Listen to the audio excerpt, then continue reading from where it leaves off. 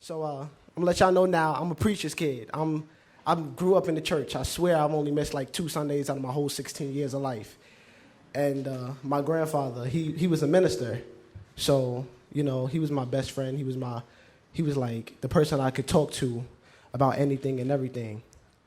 So when I was growing up, I'm about 9, 10.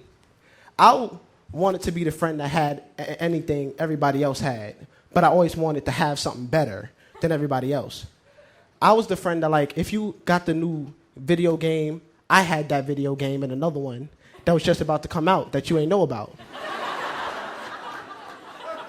So, one day, my friend came outside. He had these ugly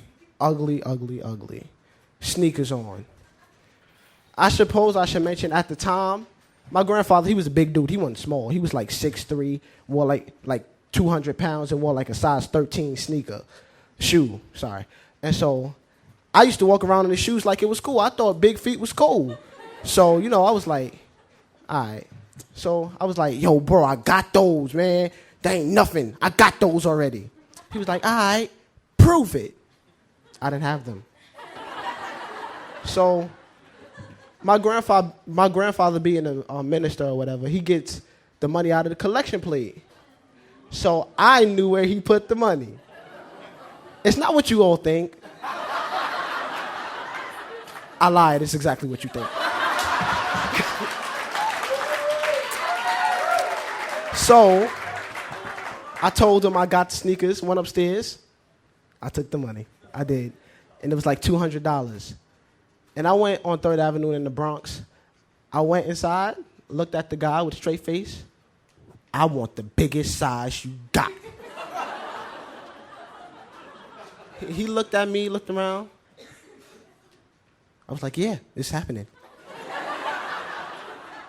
And so, I got the sneakers. And I go home, and my grandfather, he's going off. He found out. He's screaming at my uncle. He's like, why would you steal my money? And my uncle's like, I didn't touch your money. I don't know what you're talking about. And I walk in. First, I should tell y'all, I was talking junk, walk home. I'm like, yeah, I'm walking. My grandpa asked me where I got the sneakers from. I'm lie. I say, I got them from you. I'm with my cousin. And he's like, ain't gonna work. So I walk in, he's going off, and I froze. I was like, oh, he mad. And he was like, Christian, come here. I was like, huh? He was like, where'd you get them sneakers? Funny story. I went in your briefcase, got the money. Yeah. He was like, how much money did you take? I said, about $200. What? About $200. Boy, you crazy? Boy.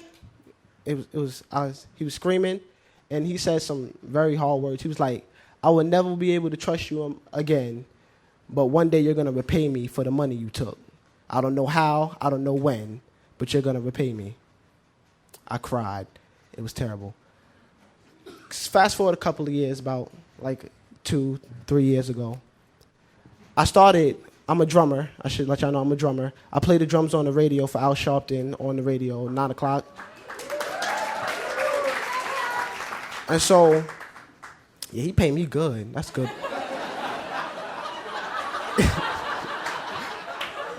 And so, I'm like, you ever had that thought where you start thinking about something and then your mind goes somewhere else? That's what I was like.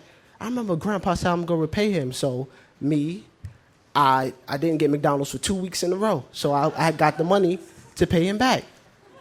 So I put it in the envelope, the little envelopes or whatever. And so I take him out to dinner at his favorite place, Crown Donut on 161st Street, next to Yankee Stadium. At first he was skeptical. He said, you got somebody pregnant? I was only 13. I don't know what he was talking about.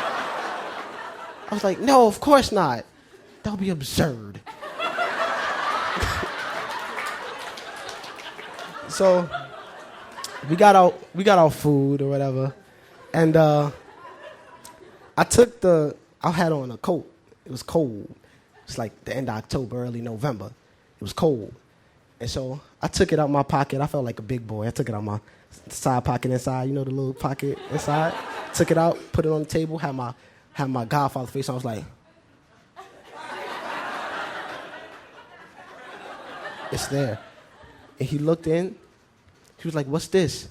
I said, you said I was going to repay you, and you didn't know how, but I just repaid you. And we started crying, hugging. Oh, I love you. I love you too, Granddad. The waitress came. She started crying because she thought it was her tip.